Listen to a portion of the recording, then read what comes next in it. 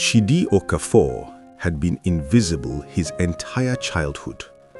While his younger brother Obinna received their parents' love, new clothes and plates piled with chicken, Chidi survived on scraps and silence. He wasn't stupid. He finished secondary school, but his grades were average, and in his family, average meant worthless. Yesterday, on a Thursday afternoon, his parent threw his belongings into the street. His room was needed for Obinna's school project, a chicken coop. At 18, with 200 naira from a neighbor's pity and nowhere to go, Chidi walked away from the only home he had ever known. They expected him to fail. They expected him to come crawling back, broken and begging. They had no idea what they'd just unleashed. But a different Lagos was waking up, the Lagos of the night. Street food sellers lit their kerosene lamps, creating small circles of yellow light in the darkness. The air filled with the smell of roasted plantain, fried yam and suya, spiced meat that made Chidi's stomach ache with hunger.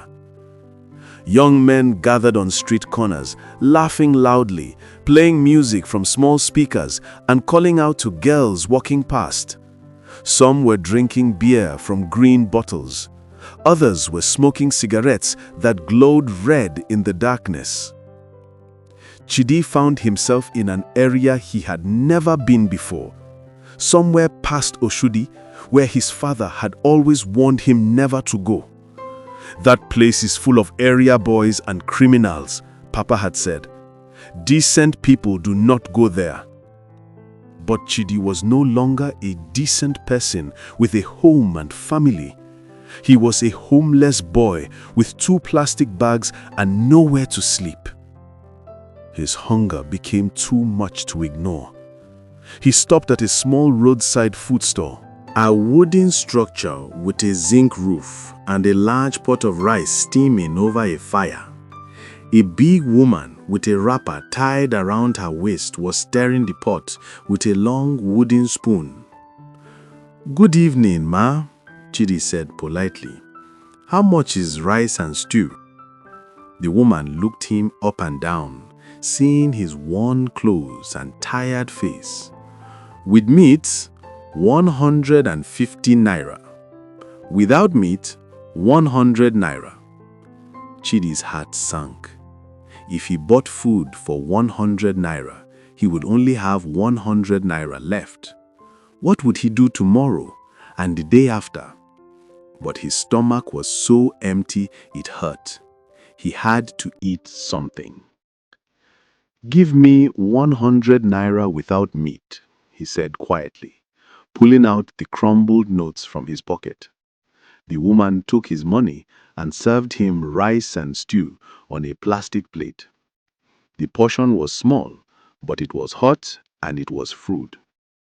Chidi sat on a wooden bench nearby and began to eat slowly, trying to make each spoonful last as long as possible.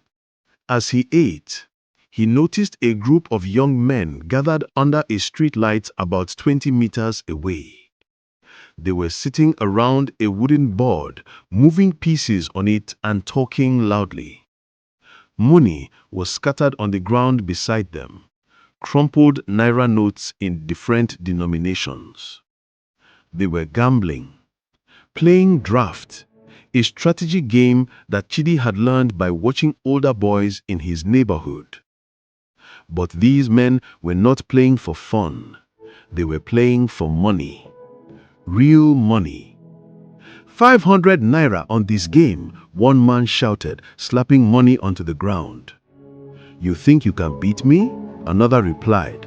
"I add 200 more." Chidi watched them carefully as he finished his small plate of rice. He watched which man won. He watched how the pieces moved on the board. He watched the patterns in their playing style. The winner was a thin man wearing a faded Arsenal football jersey. He won 3 games in a row while Chidi watched. But Chidi noticed something. The man had a pattern to his playing. He played aggressively at the start, defensive in the middle, then aggressive again at the end. The other players had not noticed this pattern, but Chidi saw it clearly. His mind, the same mind that could not memorize mathematics formulas or English grammar rules, could read patterns in people and games like reading a book. This was his intelligence, not the kind that schools valued, but intelligence nonetheless. After Chidi finished eating, he continued to watch the game for almost an hour. He studied each player's style, their habits, their tells, the small things they did that showed whether they were confident or uncertain. Finally, the man in the Arsenal jersey looked up and noticed Chidi staring. "Oi, small boy," he called out. "You have been watching us for 1 hour like television. Do you know how to play, or are you just wasting our time?" Chidi hesitated. He looked at the 100 naira left in his pocket. If he lost it, he would have nothing. Zero. Completely empty. But if he won? He stood up and walked toward the group, his heart pounding in his chest. "I know how to play," he said, trying to sound more confident than he felt. The men burst out laughing. They looked at this thin, nervous boy with his worn clothes and tired eyes, and they saw an easy victim. "This small boy wants to play with us," one man said, slapping his knee with amusement. "Where did you come from, student boy? Go home before your mother starts looking for you." Something inside Chidi snapped at those words. Your mother. Go home. He had no mother looking for him. He had no home to go to. All he had was 100 naira, and a mind that could see patterns these arrogant men could not see. "I have 100 naira, Chidi said, his voice steady now. "Who wants to play against me?" More laughter. 100 naira? That is baby money. We play for at least 500 naira here. Go and drink Fanta with your 100 naira, small boy. But an older man who had been sitting at the edge of the group, smoking a cigarette and watching quietly, spoke up. His name was Uncle Chidi, though Chidi did not know it yet. "Let the boy play," Uncle Chidi said in a deep, calm voice. "Everyone starts somewhere. I will play against him. 100 naira. Winner takes all." The other men moved back to give them space, still chuckling and making jokes. To them, this was entertainment, watching a naive boy lose his money. Uncle Jide set up the board with practiced hands. "What is your name, boy?" "Chidi." "Well, Chidi, I will not go easy on you just because you are young. Money is money." "I do not want you to go easy on me," Chidi replied. Uncle Jide smiled slightly, as if he had heard something interesting in Chidi's voice. "Okay then, let us play." The game began. Uncle Jide was good, much better than the boys Chidi had watched in his old neighborhood. His moves were calculated and smart. He did not waste pieces. He did not make careless mistakes. But Chidi was not just playing the board. He was playing the man. He noticed that Uncle Chidi scratched his chin when he was uncertain about a move. He noticed that the man breathed deeper when he thought he was winning. He noticed everything. And Chidi remembered something his English teacher, Mr. Johnson, had once said during the school play rehearsals. Acting is not about memorizing lines. It is about understanding people, reading their emotions, predicting their reactions. This was the same skill, reading people, predicting their next move. 15 minutes into the game, Chidi saw his opportunity. Uncle Jide had left one of his pieces vulnerable, thinking Chidi would not notice. But Chidi noticed everything. He made his move, quick and decisive. Uncle Jide stared at the board, his eyes widening with surprise. Then he looked up at Chidi with new respect. "Checkmate," Chidi said quietly. For a moment, there was complete silence. The other men who had been joking and laughing stopped. They stared at the board, then at Chidi, unable to believe what they had just seen. "Ah," one man finally shouted. "Uncle Jide, this small boy just beat you."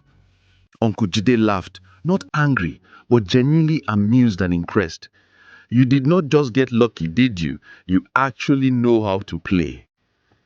"Yes, sir," Chidi said, trying to keep his face calm, even though his heart was racing with excitement and relief.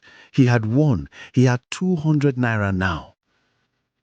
"Where did you learn to play like that?" Uncle Jide asked. "I watched people. I watched and I learned." "Play another game," someone shouted. "Double the money. Yes, let us see if it was just luck." Chidi played again, this time against a different man who bet 200 naira. The man was overconfident, playing flashy moves designed to impress rather than win. Chidi beat him in 12 minutes. He played a third game, and a fourth, and a fifth. He did not win every game. He lost 2 out of the first 10, but he won more than he lost. And each time he won, he learned more about how to read his opponents. By midnight, Chidi had turned his 100 naira into 1,500 naira. By 2 a.m., he had 3,200 naira.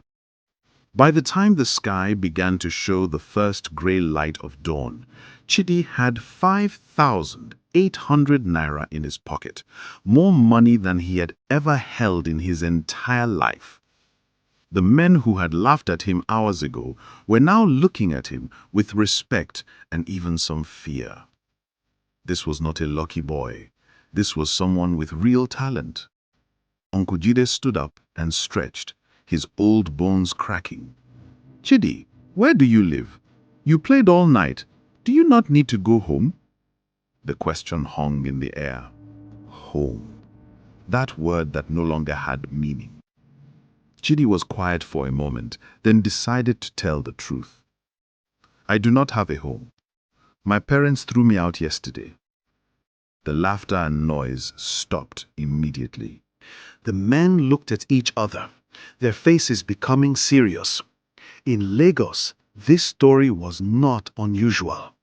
Many young people ended up on the streets for various reasons: family problems, poverty, bad circumstances. But it was still a sad story to hear. "Where did you sleep last night?" another man asked gently. I did not sleep. I have been walking around since yesterday evening." Uncle Jide studied Chidi's face carefully. The tired eyes, the worn clothes, the thin body. He saw something in this boy. Intelligence, yes. Talent at games, yes. But also something more important: hunger. Not just physical hunger, but the hunger to survive, to prove himself, to become something despite the world pushing him down. "Come," Uncle Jide said. "I will show you where some of the boys sleep. It is not comfortable, but it is dry and relatively safe." Uncle Jide led Chidi through narrow streets and alleys until they reached the Oshodi Bridge. A large concrete bridge where vehicles passed over the road below. Underneath the bridge, in the space where sunlight could not reach, was a different world. About 15 or 20 young men lived there, some sleeping on flattened cardboard boxes, others on old newspapers or thin cloth mats. Some had small bags with their belongings. Others had nothing but the clothes on their backs. This was home for boys who had nowhere else to go. Boys who had run away from abusive families. boys whose parents had died and left them with nothing. Boys who had come to Lagos looking for opportunities but found only hardship. "You can sleep here," Uncle Chidi said, pointing to an empty space near one of the concrete pillars. "During the day, the police sometimes come and chase everyone away, so you cannot leave your things here. You must carry everything with you or hide it well. Do you understand?" Chidi nodded, too tired to speak. He had been awake for over 24 hours. His body ached. His mind was exhausted. He put down his 2 plastic bags and his box in the empty space. Then he lay down on the cold concrete floor, using one of his bags as a pillow. It was not soft. It was not comfortable. The floor was hard and cold. The air smelled like urine and garbage. The sound of cars and buses passing above was constant and loud. But Chidi was so tired that within minutes, he fell into a deep sleep. Chidi woke up in the late afternoon, his body stiff and sore from sleeping on concrete. Around him, other boys were moving about, some just waking up like him, others preparing to go out for the night. A boy about his age, maybe 17 or 18, sat nearby, eating bread and pure water from a plastic bag. He noticed Chidi was awake and nodded in greeting. "You are new here," the boy said. It was not a question, just a statement. "Yes," Chidi replied, sitting up slowly. "I came last night. My name is Tunde. How did you end up here?" "My family threw me out," Chidi said simply. "There was no point in hiding it. Everyone here had their own story of how they ended up under a bridge." "Same as me," Tunde said. "My stepmother chased me away when I was 14. I have been on these streets for 4 years now." 4 years? Chidi could not imagine surviving on the streets for 4 years. "You get used to it," Tunde said with a shrug. "It is not a good life, but it is life. You survive, you learn, you become strong." "What do you do for money?" I play draft for money. Last night I won almost 6,000 naira. Tunde's eyes widened. 6,000 naira in one night? Ah, you are good. I just watched people and learned their patterns. That is a gift, brother. Most people cannot do that. You can make good money with that skill. Tunde finished his bread and stood up. "Come, let me show you around. Let me introduce you to the others." Over the next few hours, Chidi met the community of street boys. There was Bayo, who was 20 years old and had run away from an abusive father. There was Emeka, who was 19 and had been on the streets since his mother died and his relatives refused to take care of him. There was Segun, who was 16 and had been living on the streets for 2 years. Each boy had his own story. Each boy had his own pain, but they looked out for each other in ways that families often did not. They warned each other about police raids. They shared food when someone was hungry. They protected each other from thieves and dangerous people. "The street is harsh," Tunde explained as they sat under the bridge that evening, "but street brothers are loyal. We do not have families, so we become family to each other. If someone attacks you, we all fight together. If someone is sick, we all contribute money for medicine. That is how we survive." Chidi felt something strange, a sense of belonging that he had never felt in his own family's house.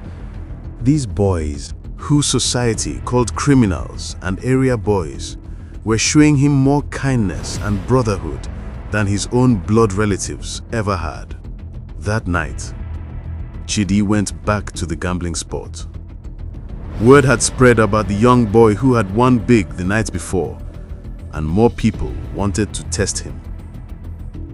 He played game after game. Sometimes he won. Sometimes he lost. But overall, he won more than he lost because he had something the others did not have: patience and the ability to learn from every game. By morning, he had added another 3,000 naira to his money, bringing his total to almost 9,000 naira. 1 week later, Chidi had fallen into a routine. Sleep during the day under the bridge, wake up in the late afternoon, use some money to buy food, usually bread and beans or rice from a roadside seller, then go to the gambling spots in the evening and play through the night. He was learning so much, not just about games, but about people and about life. He learned which areas were safe and which areas were controlled by dangerous gangs. He learned how to hide his money so thieves could not find it. He kept most of it in a small bag tied around his waist under his clothes. He learned how to bathe using a bucket of water at public toilets. He learned how to make one meal last the whole day. He learned how to sleep with one eye open because people could steal from you even when you slept. Most importantly, he learned that he was not stupid or worthless like his parents had made him believe. He was intelligent, just in a different way. His intelligence was not in memorizing textbook facts. His intelligence was in understanding people, reading situations, making quick decisions, and solving problems. On the streets, those skills were worth more than any grade on a report card. By the end of his first week, Chidi had saved 15,000 naira. He kept the money hidden and told no one, not even Tunde or Bayo, exactly how much he had. Trust was important, but so was protecting yourself. "You are doing well, Chidi," Uncle Jide told him one night after Chide had won another game. "But be careful. Some people are starting to notice how much you win. Not everyone is happy about it." "What do you mean?" Chide asked. "Some of the professional gamblers, the ones who make their living from these games, they do not like when new people come and start winning big. They see you as competition. Just be careful. Do not play against the same people too often. Move around to different locations. Stay smart." Chide took this advice seriously. Over the next weeks, he moved between different gambling spots across Oshodi, Surulere, and nearby areas. He would play in one location for a few days, win some money, then disappear and go to a different location. This strategy kept him safe and kept the money flowing. 1 month later, Chidi sat under the bridge counting his money. He now had 45,000 naira. 45,000 naira. It was more money than his father earned in 3 months of working at the civil service. And Chidi had made it in 1 month by using his intelligence and his ability to read people. As he counted his money in the dim light of early morning, Chidi thought about his parents. He wondered if they ever thought about him. He wondered if they ever felt guilty about what they had done. He wondered if they even knew whether he was alive or dead. The answer was probably no. They were probably focused on Obinna and his chicken project, treating their remaining son like he was made of gold, while forgetting that they had thrown away their other son like garbage. One day, Chidi whispered to himself as he carefully hid his money back in his secret bag. "One day, I will make so much money that they will hear about it, and they will realize what they lost when they threw me away." But that day was still far away. Right now, he was just an 18-year-old boy sleeping under a bridge, gambling for survival and trying to build something from nothing. Tunde sat down beside him, having just returned from his own night of hustling. He sold phone credit and small items to earn money. "Brother Chidi," Tunde said quietly, "you have changed since you came here 1 month ago." "Changed how?" "You looked lost, scared, like a boy who did not know how to survive. But now," Tunde studied Chidi's face, "now you look like someone who knows exactly what he is doing. You look like a survivor." Chidi thought about this. Was it true? Had he changed? Yes, he had changed. The boy who had cried himself to sleep in his parents' house, who had hoped every day that they would love him, who had believed he was worthless, that boy was gone. In his place was someone harder, someone who did not wait for love or approval, someone who took care of himself because no one else would. "I had to change," Chidi said simply. "Change or die." "That is the street," Tunde agreed. "The street breaks you or makes you. I am glad it is making you strong." They sat in silence for a while, watching the sun rise over Lagos, a city of 20 million people, where some lived in luxury and others slept under bridges, where dreams were born and died every day, where a boy thrown away by his family could either give up or fight to become something more. Chidi had chosen to fight, and his fight was just beginning. 3 months after being thrown out, Chidi's life had transformed dramatically. He now had over 100,000 naira saved, money he kept carefully hidden and protected. But the most important transformation was not the money, it was his reputation. In the underground gambling world of Lagos, people now knew the name Chidi the Calculator. That was the nickname they had given him because of his ability to calculate odds and read people with mathematical precision. Young gamblers would point him out to their friends. "That is Chidi the Calculator. Do not play against him unless you want to lose your money." Experienced gamblers treated him with respect, knowing he was not to be underestimated. And one evening in September, everything was about to change again. Chidi was in the middle of a particularly intense game against a man called Big Sam, a notorious gambler who claimed he never lost. The pot was 3,000 naira and a large crowd had gathered to watch. Everyone wanted to see if Chidi could beat the unbeatable Big Sam. Chidi was winning. He was 3 moves away from checkmate. Big Sam's face was red with frustration. He was making careless moves now, trying desperately to recover from his mistakes. Then Chidi heard a deep voice from behind the crowd. Interesting. Everyone turned to see who had spoken. A man in his 40s stood there, dressed in clean clothes, a nice shirt and trousers, expensive shoes, a watch that glittered even in the dim street light. He was clearly not from this neighborhood. He stood out like a candle in darkness.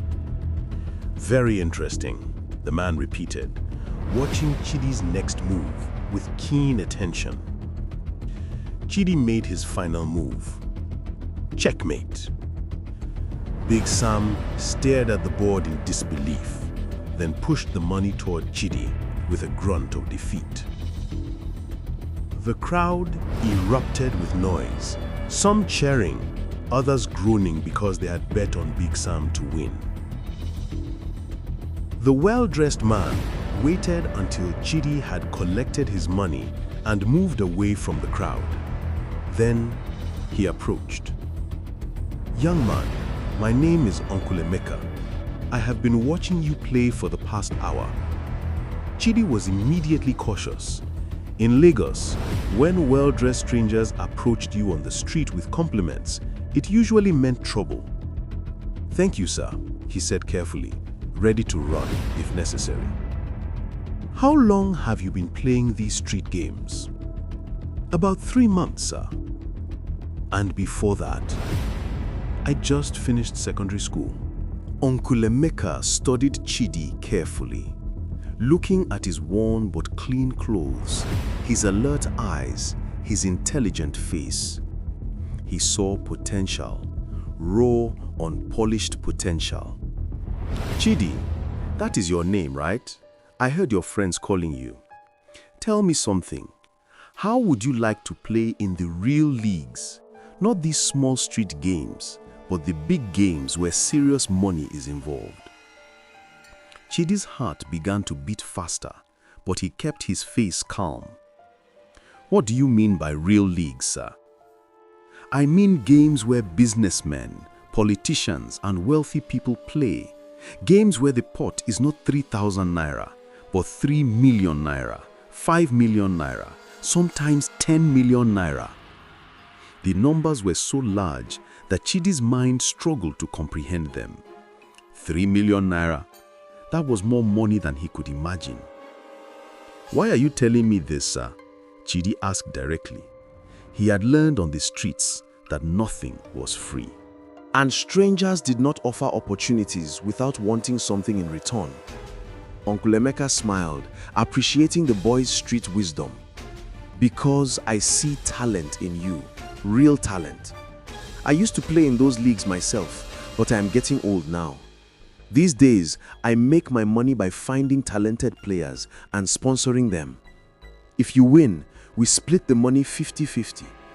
If you lose nothing, because I put up all the money for the entry fee. No risk to you." It sounded too good to be true, which usually meant it was not true. "What is the catch, sir?" Chidi asked. Uncle Emeka laughed, a genuine warm sound. "Smart boy, very smart. The catch is this: these games are not like the streets. The players are experienced, ruthless, and very skilled. You will be playing against men who have been gambling since before you were born. The competition is fierce. If you are not good enough, you will be destroyed.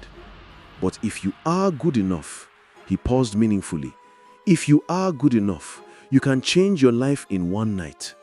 Chidi thought about his life under the bridge. He thought about sleeping on cardboard and eating 1 meal a day. He thought about his 100,000 naira savings.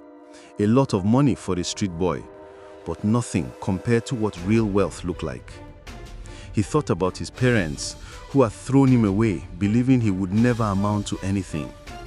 And he thought about the fire burning inside him, the hunger to prove everyone wrong, to become someone who could not be ignored or forgotten. "When is the next game, sir?" Chidi asked, his voice steady and determined. Uncle Emeka's smile widened. "That is what I wanted to hear. The next game is in 2 weeks. But first, you need training. Come to my house tomorrow morning. I will teach you everything you need to know. The street games you have been playing are kindergarten. I will teach you how to play in university." He handed Chidi a piece of paper with an address written on it. "Tomorrow morning, 9 a.m. Do not be late." Emeka walked away, disappearing into the Lagos night as mysteriously as he had appeared. Chidi stood there, holding the paper, his hands trembling slightly. This was it. This was the opportunity that could change everything. Tunde, who had been watching from a distance, came over. "Brother Chidi, who was that man? What did he want?" "That," Chidi said, staring at the address on the paper, "was my ticket out of these streets." 2 weeks later, Chidi would sit at a table with 5 wealthy men, playing for 5 million naira, and his life would transform in ways he could never have imagined. But tonight, he was still just an 18-year-old boy sleeping under a bridge, dreaming of the day when he would have so much that the family who forgot him would never be able to forget him again.